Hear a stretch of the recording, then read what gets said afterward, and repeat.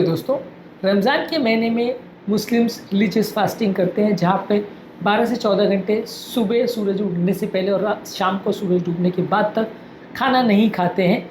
ये religious fasting के दौरान मेडिसिन को कैसे मैनेज करना है, आज इस पर हम बात करेंगे।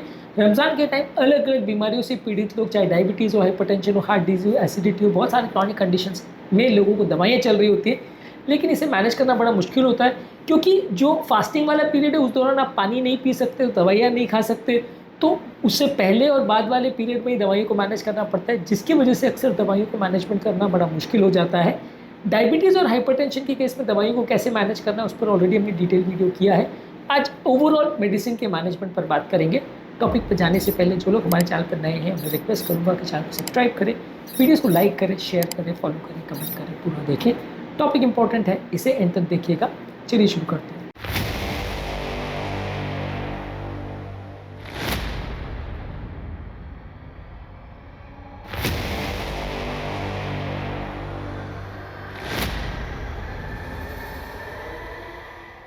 सबसे पहले आपके डॉक्टर के साथ डिस्कस करने की ज़रूरत है कि आप कौन सी दवाई ले रहे हैं, खासकर डायबिटीज़ और बीपी की मेडिसिन, क्योंकि ये सारी दवाइयों का एक पीक इफेक्ट होता है और एक डाउन इफेक्ट होता है। एक लेवल पे मैक्सिमम असर करते हैं और कुछ घंटे बाद डाउन हो जाते हैं। अब अगर मॉर्निंग में सूरज उगने से पहले यदि आप अपनी सारी दवाइयाँ ले लेते हो तो कई दवाइयाँ एक साथ काम करेंगी, जिसको आपको नॉर्मली 2 या 3 बार में लेना चाहिए था, वो काफ़ी दवाइयाँ एक साथ हो जाएंगी।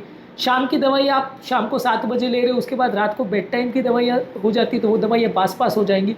तो इसकी वजह से कई दवाइयाँ आपस में क्लैश कर सकती हैं और दवाइयों को मैनेज करना थोड़ा मुश्किल हो सकता है। इसलिए ये चीज़ें हर पेशेंट में थोड़ा अलग होगा, इसलिए आपके डॉक्टर से एक बार डिस्कस कर लीजिए। हर पेशेंट की दवाइयों का मैनेजमेंट स्ट्रैटेजी अलग हो सकता है। अगर किसी व्यक्ति को बहुत सीरियस हेल्थ प्रॉब्लम्स है जो कि मैनेज नहीं हो सकता, तो आप रिलीजियसली फास्टिंग ना करें तो ज़्यादा अच्छा है। अगर बहुत ज़्यादा सीवियर हार्ट फेलियर है, बहुत सारी मेडिसिन चल रही है, बहुत सीवियर डायबिटीज़ है, बहुत सारा इंसुलिन चल रहा है, तो वैसे केस में अगर एडजस्टमेंट पॉसिबल नहीं है तो फास्टिंग ना ही करें तो ज़्यादा अच्छा है, क्योंकि वैसे में हेल्थ प्रॉब्लम ज़्यादा हो जाएगी। जो सीवियर किडनी के पेशेंट्स हैं, या जो सीवियर हार्ट के पेशेंट्स हैं, या जो सीवियर डायबिटीज़ के पेशेंट हैं जहाँ बहुत सारी मेडिसिन है और मैनेज करना लगभग अगर असंभव है, तो अलाउ कर दे खुद को कि ऐसा आप फास्टिंग ना करो। फिर भी यदि आप कर सकते हो मैनेज, तो फिर आप इस तरह से कोशिश करिए कि जैसे मान लीजिए आपको डायबिटीज़ है तो जो लॉन्ग एक्टिंग मेडिसिन है वही लीजिए। ज़्यादा शॉर्ट और पावरफुल मेडिसिन जो है वो सुबह और रात के टाइम पर लीजिए। कोशिश करिए कि 2 से 3 बार मेडिसिन लीजिए और एक बार मेडिसिन सुबह 4-5 बजे जब आप सूर करते हो या सहरी करते हो, खाना खाते हो, उस टाइम पे लीजिए।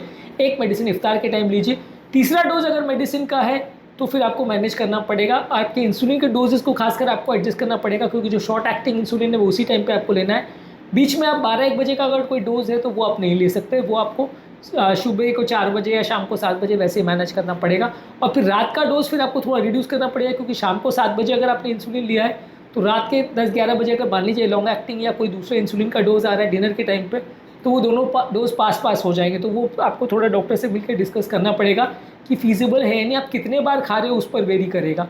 इसके अलावा बीपी मेडिसिन में आप सुबह और रात को लें तो उतना ज़्यादा फर्क नहीं पड़ेगा। ज़्यादातर बीपी मेडिसिन का 3 बार का डोज नहीं होता, 2 बार का ही डोज होता है। तो सुबह 4 बजे ले लिया और शाम को 7-8 बजे ले लिया तो ज़्यादातर केस में दिक्कत नहीं आएगी। कुछ मेडिसिन बेड टाइम होती है तो उसको सीधा बेड टाइम ही ले लिया तो चलेगा। पर हाँ, बेड टाइम की दवाई और सुबह की दवाई पास हो जाएगी। मान लीजिए आपने 11 बजे दवाई ली और सुबह 4 बजे की दवाई वापस है, तो रात की दवा का असर नहीं खत्म हुआ होगा, फिर से दूसरी दवा आ जाएगी तो बीपी ज़्यादा लो हो सकता है। तो आपको ये चीज़ आपके डॉक्टर से डिस्कस करनी पड़ेगी, रात की दवा का डोज या तो कम करे या सुबह की दवा का डोज कम करे, और ज़्यादा लॉन्ग एक्टिंग दवाई ले। शॉर्ट एक्टिंग और ज़्यादा स्ट्रॉन्ग दवाई को थोड़ा अवॉइड करना पड़ेगा, वो डिस्कस करना पड़ेगा, क्योंकि इसमें भी दवाइयों का कर्व जो है अगर क्लैश हो गया आपस में और 2 स्ट्रॉन्ग एक्टिंग दवाई आसपास में असर कर रही है तो बीपी ज़्यादा लो हो जाएगा। और मान लीजिए अगर कोई ऐसा पीरियड है दिन का जहाँ कोई दवाई का असर नहीं हो रहा है तो उस समय बीपी ज़्यादा बढ़ जाएगा और इस बीपी के फ्लक्चुएशंस आपकी हेल्थ के लिए उतने अच्छे नहीं हैं। इसके अलावा एसिडिटी का अगर प्रॉब्लम है तो मॉर्निंग डोज ले लीजिए। सुबह का नाश्ता जब आप करते हो उस टाइम पे आप ले लीजिए, उस समय प्रोटॉन पंप इनहिबिटर्स या H2RA ब्लॉकर्स आप ले सकते हैं। अगर रात को वापस खाने की ज़रूरत है तो फिर जब रात को आप इफ्तार करते हैं या रात का डिनर करते हैं तो उस टाइम पे ले लीजिए, क्योंकि उसमें आपको कई बार 2 बार का डोज भी रहता है पर उसमें उतना ज़्यादा फर्क नहीं पड़ेगा। थायराइड की मेडिसिन ज़्यादातर आप मॉर्निंग का जब नाश्ता करते हैं, यानी आप सहरी में जब खाना खाते तो उसी टाइम पे पानी के साथ ले लीजिए, इतना फ़र्क नहीं पड़ेगा। ज़्यादातर कोशिश करिए पेन किलर्स अवॉइड करिए। पेन किलर्स अगर खाना है आपको है, आर्थराइटिस वगैरह की प्रॉब्लम है उसके लिए पेन किलर खाना है तो वो सुबह के टाइम खाना खाने के बाद ले सकते हैं या रात के टाइम इफ्तार के बाद खाना खाने के टाइम ले सकते हैं, जितना ज़रूरत हो उसके हिसाब से ले सकते हैं। यहाँ पे आपको कोशिश करना है कि वो खाना खाने के 10-15 मिनट के बाद लें या खाने के साथ में लें तो ज़्यादा अच्छा है, नहीं तो उसमें एसिडिटी का प्रॉब्लम थोड़ा ज़्यादा होता है। पेशाब बढ़ाने वाली दवाई अगर आपको चल रही है तो उसको बंद करना पड़ेगा, क्योंकि पेशाब बढ़ाने वाली दवा बॉडी को डिहाइड्रेट करेगी, तो वैसी दवाएं आपको रमज़ान के टाइम ज़्यादा दिक्कत करेगी, तो उनको आपको अवॉइड करना है। आपको कोशिश ये करनी है कि अगर डायबिटीज़ है या ब्लड प्रेशर का प्रॉब्लम है तो रेगुलरली अपने शुगर लेवल्स को और ब्लड प्रेशर लेवल्स को चेक करिए। यदि शुगर लेवल 70 से कम हो रहा है फास्टिंग के दौरान तो आपको फास्ट ब्रेक करना पड़ेगा और खाना खाना पड़ेगा, सीवियर हाइपोग्लाइसीमिया हो रहा है तो।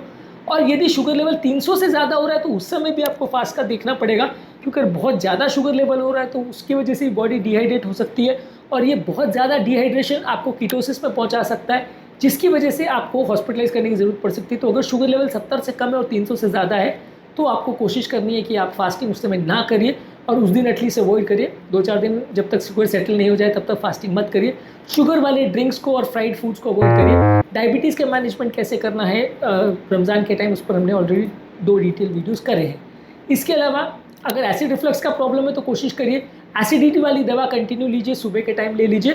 तला तीखा खाना और मसाले वाला खाना बहुत ज़्यादा मत खाइए, धीरे धीरे करके खाइए। एसिडिटी के लिए कौन कौन से फूड स्टफ्स अच्छे हैं बुरे हैं उस पर हमने ऑलरेडी वीडियोस किए हैं, उनको देख लीजिएगा। इसको आप फॉलो करोगे एसिडिटी में यूजली इतना दिक्कत नहीं आएगा।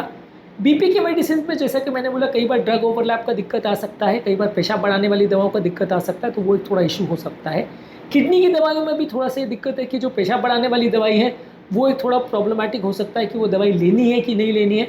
जो एडवांस और सीरियस किडनी डिजीज़ वाले पेशेंट्स हैं फिर उसमें आपको कोशिश करनी है, जिनका ईजीएफआर वैल्यूज़ 30 से कम है वहाँ पे आपको स्टेज 4 स्टेज 5 किडनी डिजीज तो वहाँ रोज़ा नहीं रखना है, वो हेल्थ के लिए नुकसानदायक हो सकता है। किडनी के लिए स्पेसिफिक इश्यूज़ हो सकते हैं। किडनी के पेशेंट्स क्या क्या चीज़ों का ध्यान रखें उस पर ऑलरेडी हमने 2 डिटेल वीडियोज़ किए, उनको ज़रूर देख लीजिएगा। ओवरऑल जनरल रूल्स मेडिसिन के लिए ये है कि सुबह का टाइम मान लीजिए अगर आप कोई कारण से नहीं उठ पाते हो या कुछ ऐसा इशू हो जाता है तो दवाई आप भूल जाते हो तो दवाई के रिमाइंडर्स लगा के रखिए, अलार्म्स लगा के रखिए, ताकि आप दवाई के डोज ना भूल जाए। कभी कभी ऐसा हो सकता है कि खाना खाने के चक्कर में आप दवाई का डोज लेना ही भूल गए और फिर बाद में आप ले नहीं सकते, तो बीपी का या इसकी दवाओं में गड़बड़ हो जाती है। तो दवाइयों के रिमाइंडर लगा के रखिए कि खाना खाना तो ठीक है, वो नेचुरल हंगर से आपको याद आ जाएगा, लेकिन दवाइयों का भूलना नहीं है, क्योंकि दवाई आप भूल गए तो उस समय पूरे दिन आपको प्रॉब्लम होगी और बीपी शुगर के वैल्यूज़ में बहुत चेंजेस आ सकते हैं। खून पतला खून गाढ़ा करने वाली इश्यूज भी कई बार आ सकते हैं। इसके अलावा पानी ज़्यादा मात्रा में पीजिए दोनों टाइम पे, ताकि आपको दवाइयाँ लेनी है, दवाइयों के साइड इफ़ेक्ट्स भी ज़्यादा होंगे यदि आप कम पानी ले रहे हैं। मल्टीपल मेडिसिन एक साथ अगर ले रहे हैं तो कोशिश करिए कि थोड़ा स्पेस आउट करिए। खासकर शाम के टाइम आप स्पेस आउट कर सकते हैं कि 7 बजे एक ले लिया, 9-10 बजे एक ले लिया, इस हिसाब से आप कर सकते हैं। सुबह के टाइम तो आपके पास इतना टाइम नहीं हुआ कि थोड़ा स्पेस करके मेडिसिन को लें, पर रात के टाइम थोड़ा स्पेस करके लें तो ज़्यादा अच्छा है। यदि दवाइयों से संबंधित कोई सीरियस साइड इफेक्ट्स हो रहे हैं, चक्कर आ रहे हैं, कमजोरी आ रही है, तो उस समय आपको फास्ट ब्रेक करना पड़ेगा, नहीं तो प्रॉब्लम्स हो सकती है, तो उसका विशेष ध्यान रखिए। यदि कोई हेल्थ रिलेटेड सिग्निफिकेंट प्रॉब्लम है और बहुत सारी दवाइयाँ चल रही है तो हर एक पेशेंट को अपने इंडिविजुअलाइजेशन के लिए डॉक्टर से मिलना पड़ेगा, क्योंकि जनरल रूल जो है कम रिस्क वाले पेशेंट्स हैं जिनको थोड़ी बहुत दवाई चल रही है उसमें तो अप्लीकेबल हो सकता है। जहाँ बहुत सीवियर डिजीज़ है पेशेंट को और बहुत ज़्यादा हेल्थ प्रॉब्लम है और बहुत सारी दवाइयाँ चल रही हैं, वहाँ पे आप कोशिश करिए कि आप या तो फास्टिंग करिए ही मत, या प्रॉपर डॉक्टर से एक एक मेडिसिन के बारे में डिस्कस करिए, उसके बाद ही फास्टिंग करें तो अच्छा है, नहीं तो जान का खतरा हो सकता है। आज के टॉपिक में हमने बात करी कि रमज़ान के टाइम, रोज़ा रखने के टाइम दवाइयों को कैसे मैनेज करें, इसके बारे में जनरल रूल्स क्या हैं, क्या क्या चीज़ों का प्रिकॉशंस रखने की ज़रूरत है। इसके अलावा अलग अलग वीडियोस में अलग डिजीज़ को हमने कवर किया है। हमारा पूरा प्लेलिस्ट है जिसमें रमज़ान के टॉपिक्स हमने कवर किए, रिलीजियस फास्टिंग पर कवर किए हैं। ये सारे टॉपिक्स आप देख लीजिएगा, काफ़ी चीज़ आपको पता चल जाएगी कैसे मैनेज करना है। कई प्रिकॉशन जिनके बारे में आपने नहीं सोचा होगा वो भी आपको रियलाइज़ हो जाएंगे और उस बारे में आप ज़्यादा सावधानी रख पाएंगे, अपनी हेल्थ को बिगड़ने से रोक पाएंगे। इसलिए इन वीडियोज़ को ज़रूर देख लीजिएगा। टॉपिक एंड करने से पहले जो लोग हमारे चैनल पर नए हैं उन्हें रिक्वेस्ट करूँगा कि चैनल को सब्सक्राइब करें, वीडियोज़ को लाइक करें, शेयर करें, फॉलो करें, कमेंट करें।